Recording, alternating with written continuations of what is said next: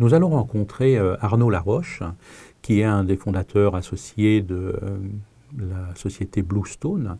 Bluestone est un opérateur dans le monde du data scientisme depuis un certain nombre d'années. Ça fait 15 ans qu'il travaille sur les données, issu essentiellement du monde de la statistique, mais ouvert à des techniques tout à fait modernes d'analyse des données.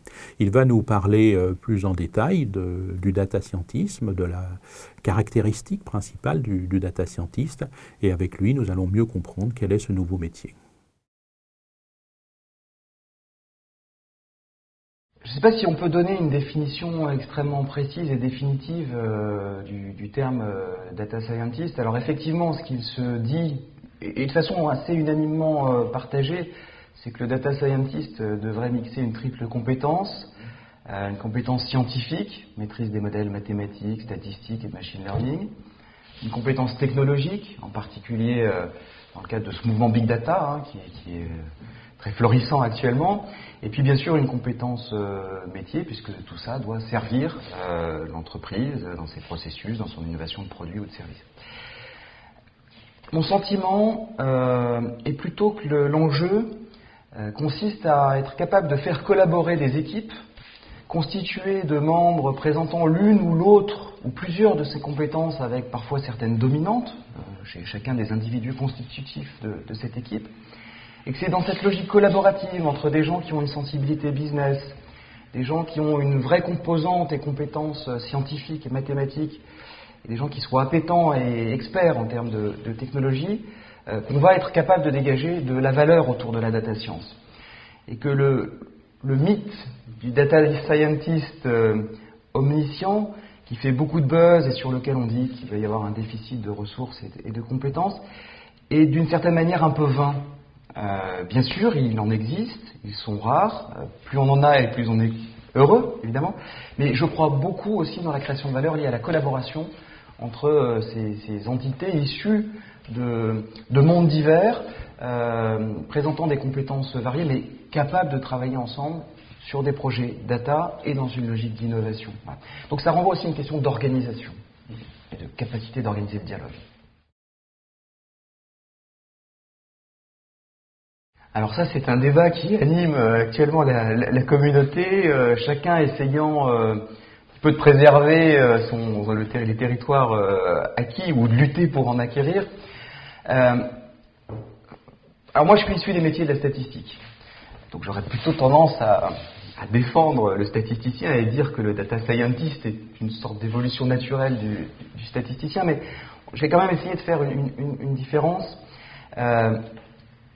Le statisticien économètre, est pour moi quelqu'un qui élabore des modèles dont l'objectif est avant tout d'essayer d'éclairer les situations et dont l'objet est qu'il soit à la fois explicatif, compréhensible et interprétable. Un statisticien n'aime pas construire un modèle dont les paramètres ne soient pas interprétables ou dont les paramètres iraient à l'encontre de l'intuition métier qu'on peut avoir. Donc il s'attache d'une part à ce que ces modèles soient robustes et construits dans les règles de l'art statistique, le bruit blanc du résidu et d'autres éléments de ce type-là, et à ce que les paramètres du modèle en question, qui sont souvent structurés par une équation sous-jacente qu'on va chercher à interpréter, soient effectivement interprétables. Le data scientist s'inscrit dans une logique un peu différente, au sens où ce qu'il cherche n'est pas tant l'interprétabilité des modèles, mais leur fonctionnement opérationnel, que le modèle soit prédictif. À la limite, peu importe que les paramètres sous-jacents soient interprétables ou non, peu importe que cela constitue une boîte noire pour les métiers, si ça marche, et c'est ce qu'elle va chercher le data scientist. Faire en sorte que ces modèles prédictifs d'achat de produits sur Internet, prédictifs de défaillance d'actifs industriels, soient réellement prédictifs, peu importe la façon dont ils sont constitués. Et la différence, je la situe un petit peu à ce niveau-là, et donc plus dans un contexte d'utilisation des méthodes scientifiques sous-jacentes que dans la nature même des méthodes scientifiques sous-jacentes. Voilà. Alors, est-ce que ce sont deux métiers différents ou non? Je pense que ce sont deux usages probablement un peu différents de méthodes scientifiques qui sont proches et qui renvoient à des évolutions culturelles autour de l'exploitation de la donnée dans les entreprises.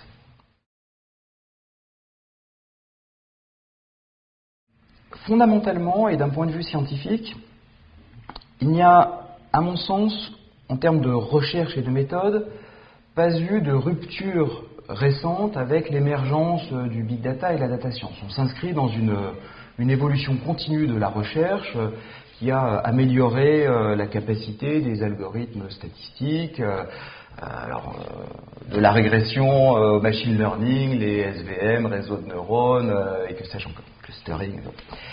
Ce qui change, je pense, c'est que là où le data miner est centré sur la sphère décisionnelle, la sphère de l'analyse. Je collecte des données, je construis des modèles pour éclairer des décisions. Le data scientist va de plus en plus dans la sphère opérationnelle où la donnée et les algorithmes vont être embarqués dans des applications, parfois temps réel, et que donc cela implique une évolution qui est notamment d'ordre technologique. C'est-à-dire qu'on ne demandait pas forcément au data miner d'être capable de construire des applications embarquant de l'algorithmique compliquée, on lui demandait de construire des modèles explicatifs et prédictifs. Le data scientist, il va jusqu'aux applications, dont certaines sont en réel, et pour construire des applications, les insérer dans les systèmes d'information, mais il faut de la technologie, il faut de l'informatique. Et à mon sens, l'évolution data miner, data scientist, elle vient assez fortement dans le renforcement de la compétence et la valorisation de la compétence informatique dans ce monde de la data. Voilà. Et c'est un élément fondamental que les data miners doivent prendre en compte, en considérant que l'aspect informatique, la traduction opérationnelle des modèles qu'ils construisent, est au moins aussi importante que la validité scientifique des modèles en question.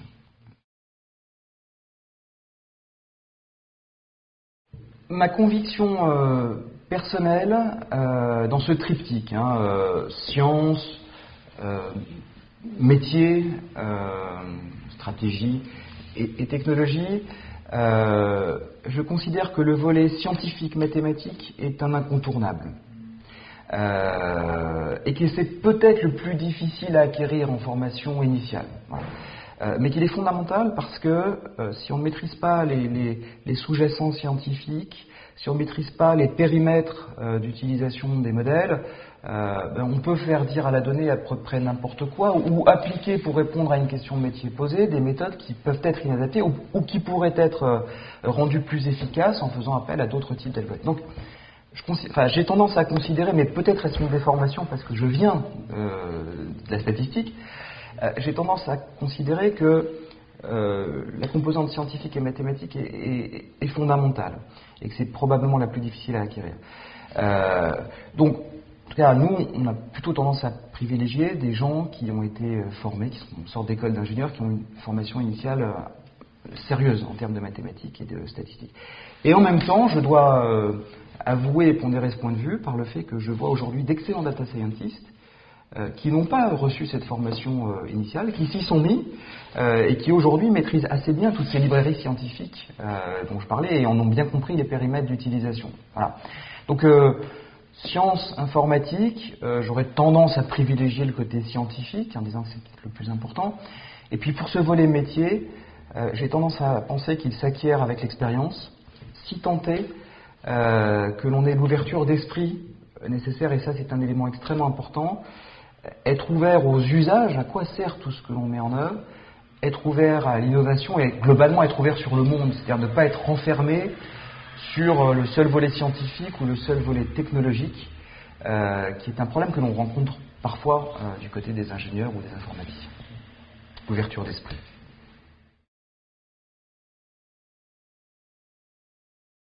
Le défaut peut parfois être d'aller un petit peu vite dans le choix des méthodes scientifiques choisies ou utilisées pour répondre à un enjeu métier, alors que parfois la valeur va être dans le choix même de la méthode en question. Donc je dirais aux personnes qui sont de composantes plutôt informatiques de faire extrêmement attention à ce volet scientifique et de s'y former si elles n'ont pas la formation initiale et de ne surtout pas négliger ça. Et puis globalement à l'ensemble de cette population, effectivement je vais revenir sur le point précédent parce que c'est un défaut que je constate quand même assez souvent, d'être ouvert et créatif. Ça c'est fondamental. Aujourd'hui, ce qui fait l'intérêt de la data science, si vous voulez, c'est une révolution culturelle dans les entreprises. Alors il y a une révolution technologique, le big data, la parallélisation, etc. certes. Mais nous, ça fait 15 ans qu'on travaille sur la donnée. Ce que je constate depuis 2-3 ans, c'est une révolution culturelle dans les entreprises qui ont pris conscience que la donnée pouvait être un vrai vecteur d'innovation pour revoir leurs processus et les optimiser, imaginer de nouveaux produits. Mais pour répondre à cet enjeu et à cette opportunité-là, évidemment, il faut être ouvert. Je veux dire, il faut comprendre les enjeux métiers, les anticiper. Et ça, c'est quelque chose qui n'est pas toujours naturel. C'est des gens qui ont été formés à la science ou à la technologie. Et c'est fondamental dans la réussite d'un projet data science. Donc, créativité. Voilà.